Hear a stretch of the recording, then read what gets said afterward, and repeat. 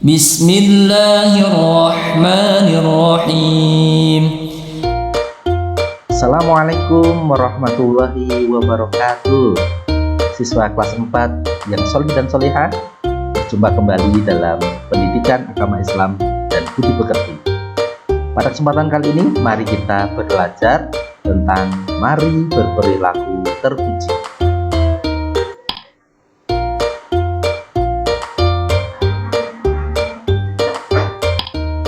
Kompetensi dasar yang akan kita kuasai adalah memahami sikap rendah hati, memahami perilaku hemat, memahami manfaat gemar membaca, dan memahami makna sikap pantang menyerah.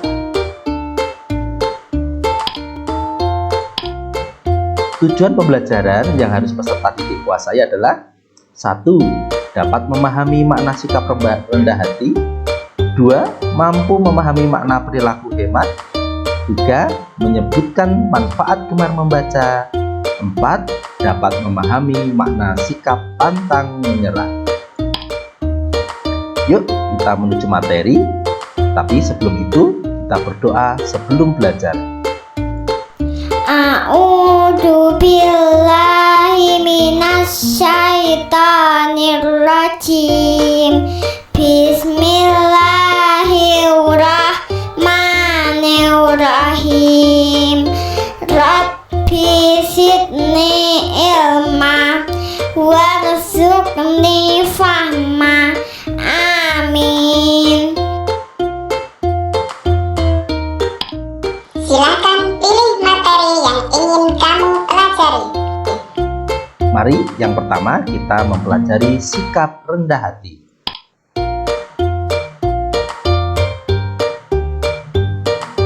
Rendah hati disebut juga tawadhu.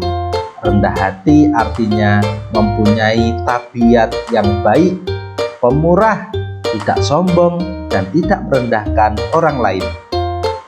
Orang yang rendah hati akan senantiasa menghargai dan menghormati orang lain. Perilaku rendah hati berbeda dengan rendah diri. Rendah diri berarti pesimis atau minder. Lawan kata rendah hati adalah tinggi hati, takabur atau sombong.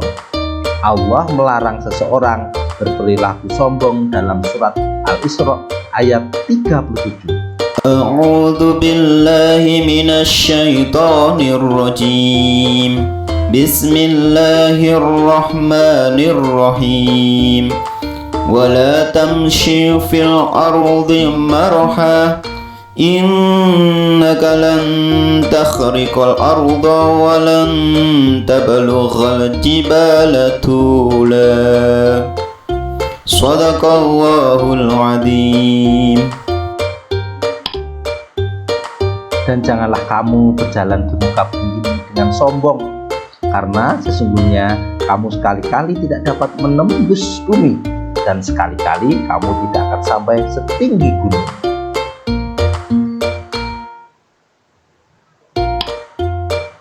Cara menerapkan sikap rendah hati: 1. Bersikap sopan dan ramah.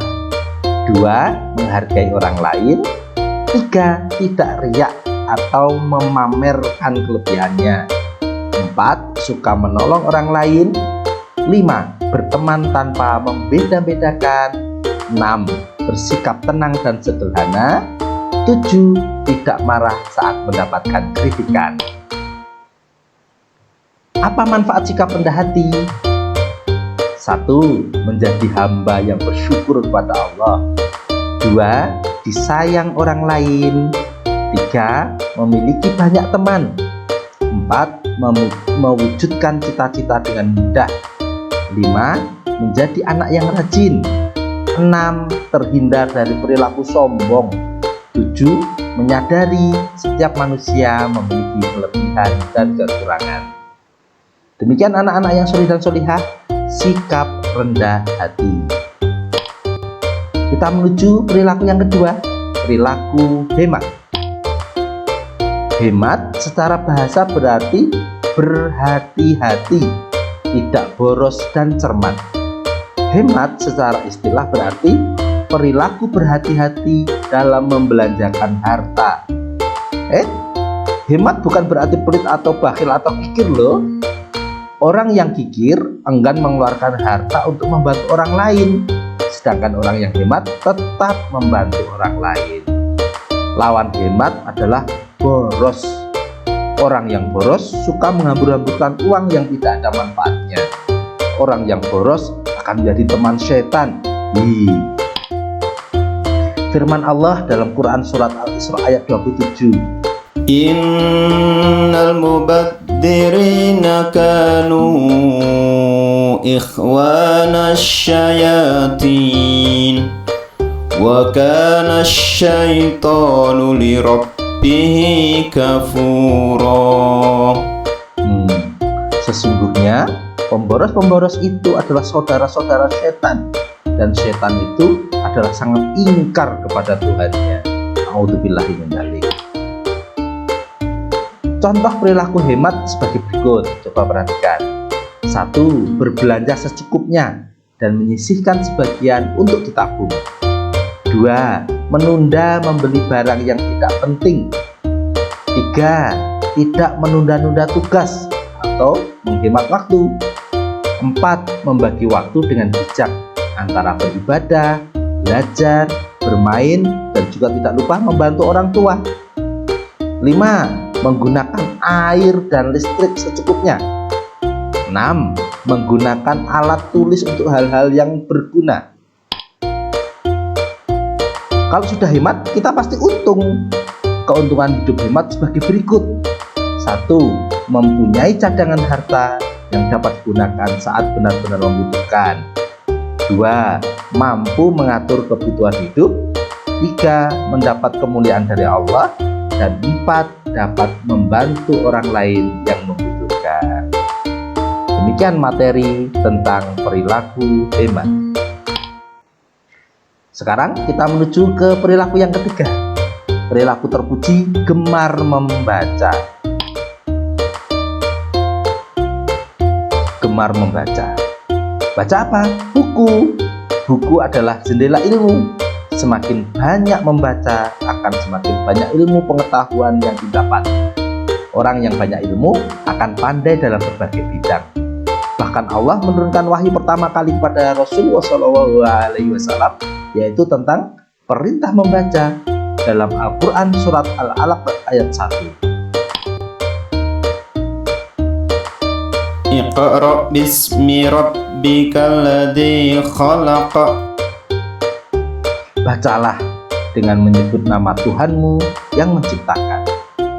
Rasulullah pun bersabda, mencari ilmu itu wajib bagi setiap muslim. Hadis riwayat Imam Baihaqi. Apa toh manfaat gemar membaca? 1. Melatih kemampuan otak. 2. Meningkatkan imajinasi. 3. Menambahkan pengetahuan. 4. Meningkatkan pemahaman dan menjadikan pandai. Serta yang kelima, meningkatkan keterampilan berbicara dan menulis. Paham tuh? Iya, itu tadi gemar membaca.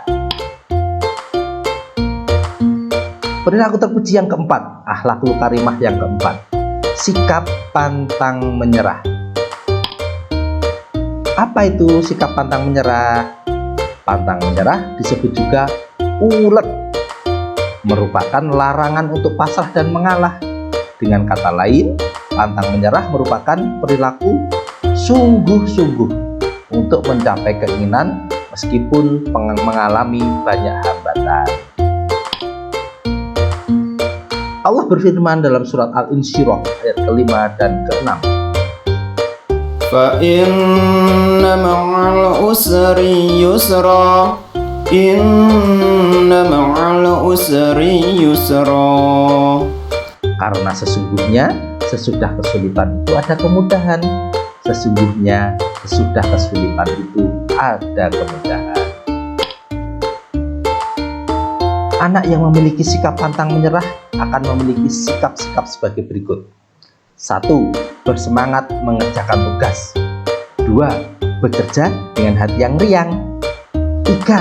Tidak pernah mengeluh. Dan 4. Suka mencoba.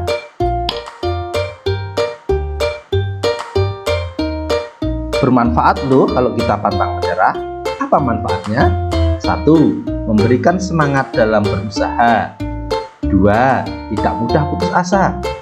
3. Pekerjaan cepat selesai. 4. Menghindarkan diri dari kegagalan dan penyesalan.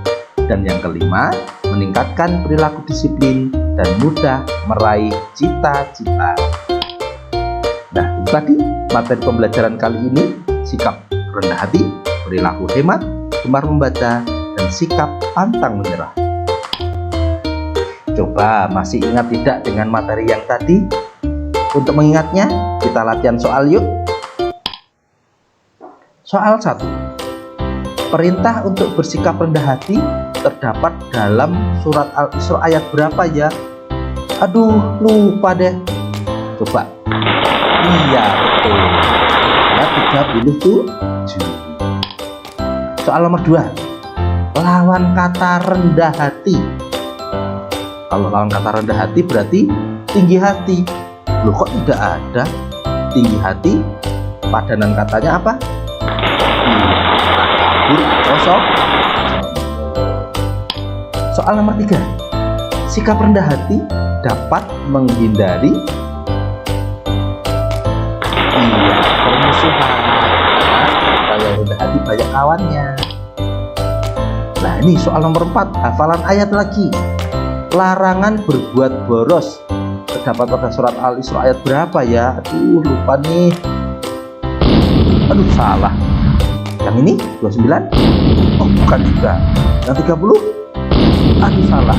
Yang betul 27. Soal nomor 5. Orang yang boros akan menjadi saudaranya siapa? Iya, syaitan. Soal nomor 5. Wahyu pertama kepada Nabi Muhammad berisi perintah untuk membaca. Iya, membaca. Lanjut soal nomor 7. Nah, perintah membaca tadi merupakan wahyu surat apa, ayo?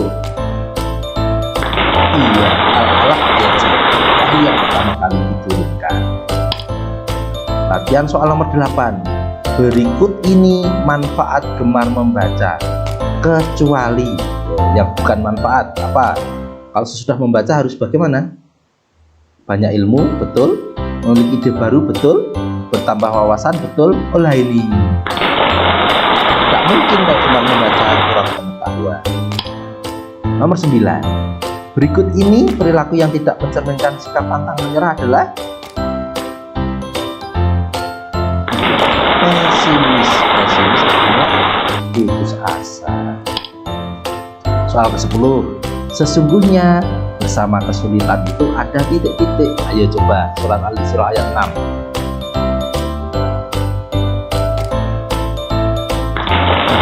Kesulitan itu ada temu. Berakit-rakit dahulu, berenang-renangnya tepian. Sakit-sakit dahulu, senang kemudian. Anak-anakku kelas 4 yang soleh dan solehah, demikian tadi pembelajaran kita tentang akhlakul mahmudah, perilaku yang baik. Untuk tambah pengetahuan kalian, silahkan kalian buka buku pendidikan agama Islam, baik dari terbitan Kemendikbud maupun dari cetakan Erlangga, juga modul Al-Hikmah PAI dan Budi Pekerti kelas 4 semester 2. Baik anak-anak sekalian, tetap semangat, tetap solih dan solihah, rajin belajar dan selalu jaga kesehatan, serta senantiasa berperilaku terpuji. Demikian, Assalamualaikum warahmatullahi wabarakatuh.